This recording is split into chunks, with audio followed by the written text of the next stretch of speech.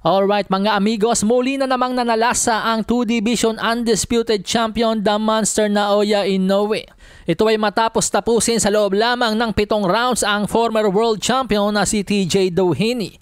Bago ang laban kay Inoue ay may 3 sunod-sunod na knockout na panalo si TJ Doheny sa Japan, kaya't hindi nagpakampante si The Monster sa laban at makikitang talagang nirespeto niya ang power ng Irish fighter. Maganda naman ang naging panimula ni TJ Doheny sa laban, hindi siya basta-bastang napapasok ni Naoya Inoue, pero yung mangilan-ngilan na suntok na pumasok sa kanya ay labis naman na ininda ng kanyang pagmumuka.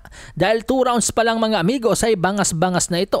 Sa round 3 ng laban masasabi kong parang nakuha ito ni TJ Doheny dahil maraming mga nakaw na suntok na tinamo itong si Inoue sa round 3. Pero ika nga, skills pay the bills as the fight progress. Unti-unting ginaba ni Naoya Inoue ang katawan ni TJ Doheny. May mga pagkakataong 3 sunod-sunod na body shot ang pinakakawalan ni Inoue. Hindi lang sa body shot mga amigos, as the fight progress unti-unti na rin kumokonekta ang mga mapaminsalang kombinasyong suntok ni Naoya Inoue.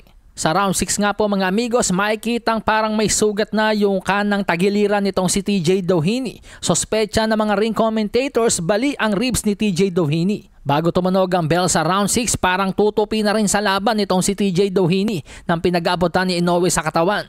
At pagtungtong nga po ng round 7, mukhang tama ang hinala ng mga commentators kay TJ Doheny dahil nang paulanan ng kombinasyon ni Inoue si TJ Doheny, sabay dukot sa katawan nito hindi na po nagawang magpatuloy ni TJ Doheny gawa ng sobrang sakit at animoy na pilayang tagiliran. Animoy na lumpo si TJ Doheny sa laban na akay-akay palabas ng kanyang koponan, kaya naman the winner by 7th round TKO and still Super Bantamweight Undisputed Champion of the World, Naoya The Monster Inoue.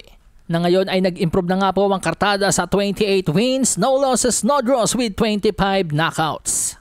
Malasahin ang baraha, patunayan mo sa akin ha, sino man ang mabunot na kalaban, di ka